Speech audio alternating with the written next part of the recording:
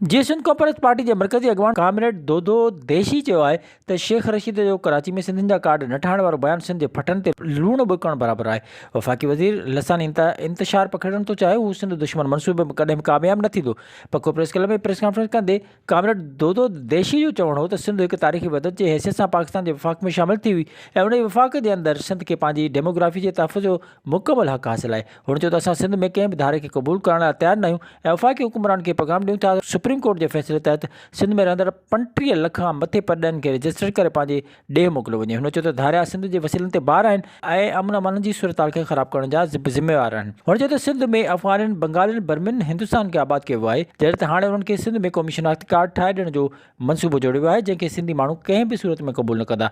आख़िर में हुन तशदुद जो निशानो पढ़ियल सहाफ़ी नवाब अली तुनियो सां ॿधीअ जो इज़हार पिणु कयो। विज़िट कयो अवामी आवाज़ मीडिया ग्रुप जी वेबसाइट awamiawaz.pk